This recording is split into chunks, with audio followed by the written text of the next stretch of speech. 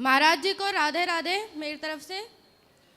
मेरा नाम सुमन है, मैं फरीदाबाद से आई हूँ। ठीक है, मेरा ये सवाल है कि मेरा मन बहुत चंचल है, तो उसके लिए मैं क्या करूँ? कहाँ चंचल होके जाता है मन? जैसे कि पढ़ाई करती हूँ, उसमें फिर मन इधर चला जाता है कि घूम लूँ, कुछ कर लूँ। ठीक है, वैसे तो करियर के लिए बहुत ज़्यादा मैंने सोच रखा है। ठीक है, करती भी हूँ पूरी मेहनत। ठीक है, भक्ति भी करती हूँ, कर्म भी करती हूँ, सब करती हूँ, पर उसमें फल नहीं नज़र आता और मन भी थोड़ा चंचल हुई है मेरा।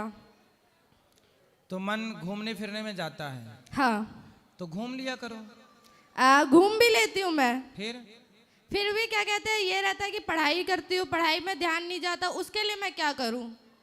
चलो, जब पढ़ाई पे ध्यान नहीं जाता तो घूमने पे जाता है, तब घूम के फिर पढ़ लिया करो, या ऐसा करो घूम घूम के पढ़ा करो। हाँ, तो मन जाएगा कहाँ? घूम घूम के पढ़ो। घूम घूम के भी पढ़ चुकी हूँ मैं, फिर भी मन घूमता है। तो फिर कहाँ जाता है घूम घूम के? क्योंकि अब तो घूम ही रही हो, फिर कहाँ जाता है मन? मतलब कि पूरा पढ़ाई पे ध्यान जा ही नहीं रहा। ऐसा है, मन जो है सबका ही चंचल होता है, उसका स्वभाव है। चंचलम ही मनः कृष्णः, बड़ा चंचल है ये मन। इसे कंट्रोल कैसे करें? हाँ। तो मन को जैसे बंदर को मंदारी नचाता है कि नहीं? हाँ, नचाता है। और बंदर नाचता है। हाँ। जबकि बंदर बहुत चंचल है। बिल्कुल। लेकिन चंचल बंदर को भी मंदारी ने कंट्रोल कर लिया कि नहीं? हाँ। कैसे किया आप बताओ? मार के, पीट के, या फिर उसको कब्जा करके, कुछ भी एनीथिंग। कैसे? थोड़ा सोच के बताओ जल्दी से। अच्छा, सही उत्तर दो। कैसे बंदर को मंदारी ने अपने हिसाब से नचाया होगा?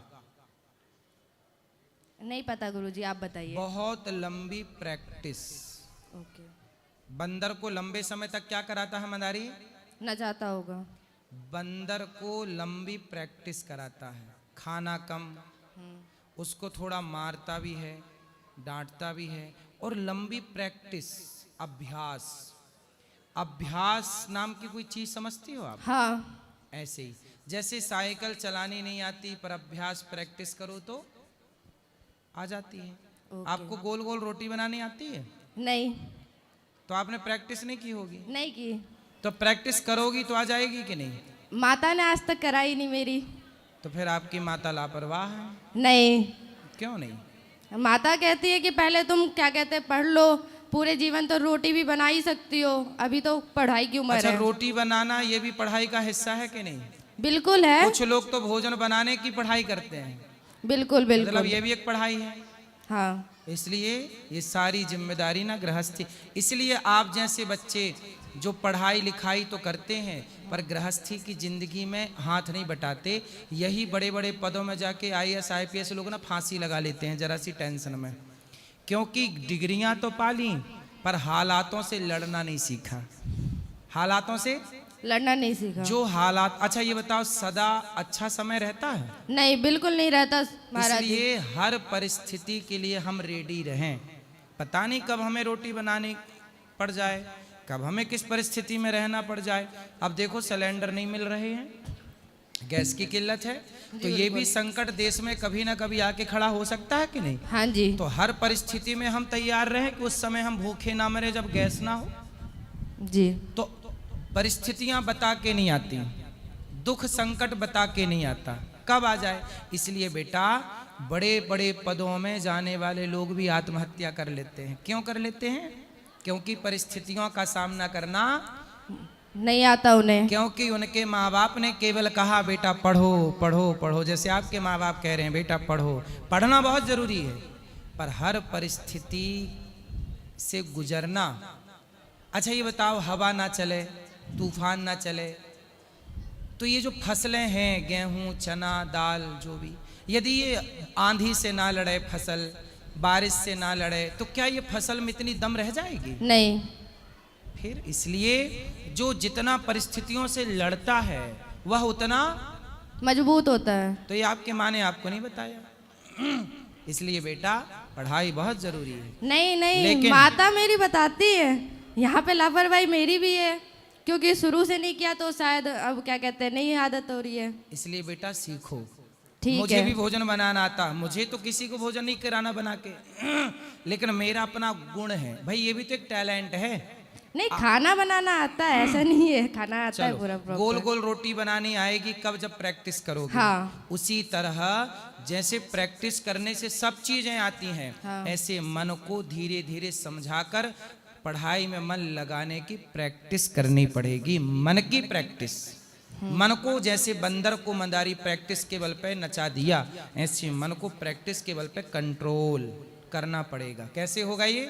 करत करत अभ्यास के, जड़मति होत सुजान, रसरी आवत जात है, सिल पर पड़त निशान। करने से सब होता है कि नहीं? बिल्कुल होता है।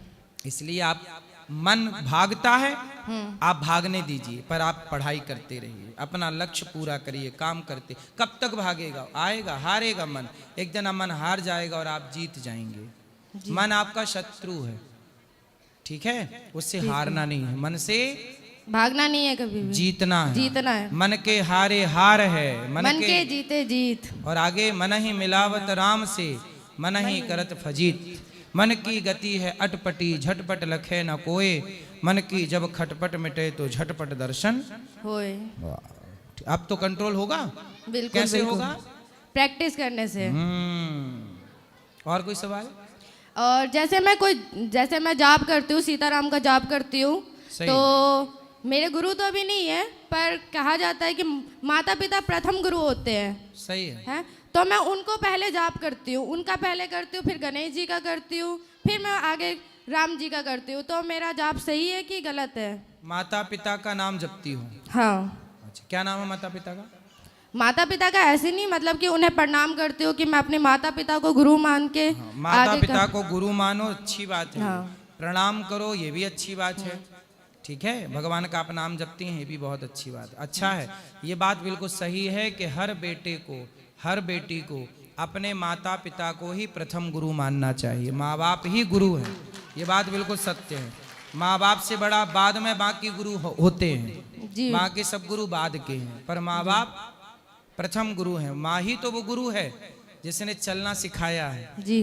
जिसने बोलना सिखाया है, इसलिए माँ गुरु है। सही है। ठीक अच्छा है। राधे राधे गुरु जी। राधे।